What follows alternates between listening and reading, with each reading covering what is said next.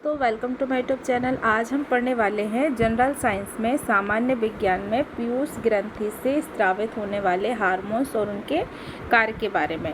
तो इसमें हम जानते हैं पीयूष ग्रंथि से स्रावित होने वाले हार्मोन्स कौन कौन से हैं। तो इसमें फर्स्टली है सोमैटोट्रोपिन या वृद्धि हार्मोन भी हम इसे कहते हैं।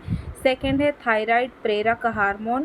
थर्ड है एड्रीनोकार्टियोट्रोपिक हार्मोन। फोर्थ है लुटियोट्रोपिक हार्मोन और फिफ्थ है पुटिका प्रेरक हार्मोन। सिक्स्थ है लुटिनाइजिंग हार्मोन और सेवेंथ है वैसोप्रेसिन या एंटी डायरेटिक हार्मोन। अब हमने जो यहाँ पर पीयूष ग्रंथि से स्रावित होने वाले हार्मोन्स 7 जाने हैं, अब उनके कार्य के बारे में भी हम जानते हैं। तो इसमें हम सबसे पहले जानते हैं सोमैटोट्रोपिन या वृद्धि हार्मोन का क्या कार्य रहता है। तो इसमें फर्स्ट है, यह शरीर की वृद्धि मुख्यतः हड्डियों की वृद्धि का नियंत्रण करती है। नेक्स्ट जानेंगे कि बाल्यावस्था में इसकी कमी से व्यक्ति में बौनापन होता है, जिसे हम ड्वार्फ्स कहते हैं।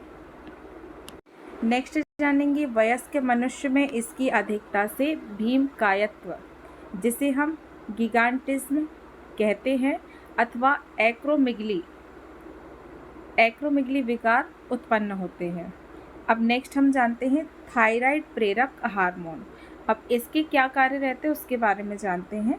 तो इसमें हम जानेंगे इसके द्वारा थायराइड ग्रंथि को हार्मोन स्रावित करने हेतु प्रेरित किया जाता है। नेक्स्ट हम जानते हैं एड्रीनोकार्टियोट्रोपिक हार्मोन के बारे में। ठीक है, तो इसके बारे में हम जानते हैं कि इसके क्या कार्य रहते हैं। तो इसका जो कार्य रहता है, इसका स्रावन अग्र पिट्यूटरी की कार्टियोट्रोप कोशिकाएं करती हैं और सेकेंडरी की यही एड्रिनल कॉर्टेक्स के स्राव को नियंत्रित करता है। अब नेक्स्ट हम जानेंगे लुटियोट्रोपिक हार्मोन्स के बारे में, जिसे हम LTH भी कहते हैं। इसका क्या कार्य रहता है इसके बारे में जानते हैं। इसमें हम जानते हैं कि इसका जो स्रावण होता है वो अग्र पिट्यूटरी की लेप्टोट्रोफ कोशिकाएं करती हैं और इसका मुख्य कार्य क्या रहता है कि शिशु के लिए स्तनों में दुग्ध स्रावण को प्रेरित करना रहता है। अब नेक्स्ट हम जानते हैं पुटिका प्रेरक हार्मोन के बारे में कि इसका क्या कार्य रहता है। तो इसमें तो हम सबसे पहले जानते हैं कि यह पुरुषों में वृषणों की शुक्र जनन नलिकाओं की वृद्धि तथा शुक्राणु जनन, जिसे हम स्पर्मेटोजेनेसिस कहते हैं, उसको प्रेरित करता है। और नेक्स्ट हम जानेंगे कि यह स्त्रियों में अंडाशय की ग्राफियन पुटिकाओं की वृद्धि एवं विकास तथा इनमें अंड जनन, जिसे हम ऑगजेनेसिस कहते हैं, व मादा हार्मोन एस्ट्रोजन के स्रावण को प्रेरित करता है। अब हम नेक्स्ट जानते हैं लुटिनाइजिंग हार्मोन्स के बारे में, जिसे LH कहते हैं। अब इसका क्या कार्य है तो इसके बारे में हम जानते हैं। लुटिनाइजिंग हार्मोन्स का जो कार्य है, पहले तो यह पुरुषों में नर हार्मोन्स, जिसे हम टेस्टोस्टेरोन कहते हैं, उसका स्रावण को प्रेरित करता है ये। और सेकेंडरी की ये है ना, स्त्रियों में यह LH तथा FSH सम्मिलित रूप से अंडाशयों के परिपक्वन अंडोत्सर्ग तथा मादा हार्मोन्स के स्रावण को प्रेरित करते हैं। अब नेक्स्ट हम जानते हैं वैसोप्रेसिन या एंटी डाययूरेटिक हार्मोन्स, इसे हम ADH भी बोलते हैं। अब इसका क्या कार्य रहता है इसके बारे में हम जानते हैं। तो पहले तो यह शरीर में जल संतुलन को बनाए रखने में सहायक होता है और सेकंड कि इसका मुख्य कार्य वृक्क नलिकाओं के दूरस्थ कुंडलित भाग एवं संग्रह नलिकाओं से जल के रुधिर में पुनर्अवशोषण को बढ़ाना रहता है, यह इसका कार्य होता है। अब हम नेक्स्ट जानते हैं अवटु ग्रंथि या थायराइड ग्रंथि के बारे में। तो इसमें हम सबसे पहले जानते हैं कि यह जो ग्रंथि होती है मनुष्य के गले में श्वास नाल, जिसे हम ट्रैकिया बोलते हैं, ट्रैकिया के दोनों ओर लैरिंक्स के नीचे स्थित होती है, उसे हम क्या कहते हैं थायराइड ग्रंथि कहते हैं। नेक्स्ट जानते हैं कि वयस्क मनुष्य में इसकी जो लंबाई रहती है वो लगभग 5 सेंटीमीटर रहती है और चौड़ाई जो रहती है ना वो लगभग 3 सेंटीमीटर होती है।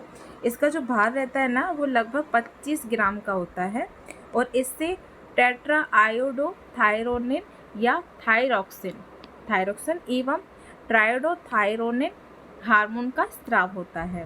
और इसके अलावा ये ऊर्जा उत्पादन की दर तथा आधार उपापचयी दर, जिसे हम बसल मेटाबॉलिक रेट कहते हैं उसको बढ़ाता है ये। अब नेक्स्ट हम जानते हैं परवटू ग्रंथि, जिसे हम पैराथायराइड ग्लैंड कहते हैं, है ना। तो इसके बारे में जानते हैं। तो सबसे पहले हम इसमें जानते हैं कि यह गले में थायराइड ग्रंथि के ठीक पीछे स्थित होता है, और सेकेंडरी की यह भ्रूण के एंडोडर्म से व्युत्पन्न ग्रंथि है। इसके अलावा इसके द्वारा पैराथार्मोन हार्मोन का स्राव होता है, जिसे कोलिप का हार्मोन भी कहते हैं। और इसके अलावा इसके द्वारा जो है वो स्रावित पैराथार्मोन तथा कैल्सीटोनिन हार्मोन रुधिर में कैल्शियम आयन की आदर्श मात्रा बनाए रखने में सहायक होता है ये। नेक्स्ट हम जानते हैं अधिवृक्क या एड्रिनल ग्रंथि के बारे में। तो इसमें हम जानते हैं यह मुख्यतः दो भाग में बटी होती है। पहले तो ये बाहरी भाग, जिसे हम कॉर्टेक्स कहते हैं।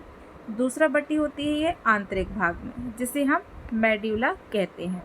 तो कॉर्टेक्स से स्रावित होने वाले हार्मोन और उनके कार्य क्या हैं उनके बारे में हम जानते हैं। तो कॉर्टेक्स से स्रावित होने वाले हार्मोन्स हैं, फर्स्टली है तो ग्लूकोकार्टियोक्वाड्स। यह कार्बोहाइड्रेट, प्रोटीन और वसा उपापचय को नियंत्रित करते हैं। इनमें कॉर्टिसोल सबसे महत्वपूर्ण हार्मोन होता है। कॉर्टिसोल हार्मोन जो रहता है वो शरीर की सुरक्षा प्रतिक्रियाओं को बाधित करता है, अतः अंग प्रत्यारोपण के समय इसके इंजेक्शन लगाए जाते हैं। नेक्स्ट है मिनरलोकॉर्टिकॉइड्स। इसका प्रमुख कार्य जो रहता है वृक्क नलिकाओं द्वारा लवण का पुनः अवशोषण और शरीर में अन्य लवणों की मात्राओं का नियंत्रित करना। इनमें एल्डोस्टेरोन सबसे महत्वपूर्ण हार्मोन होता है।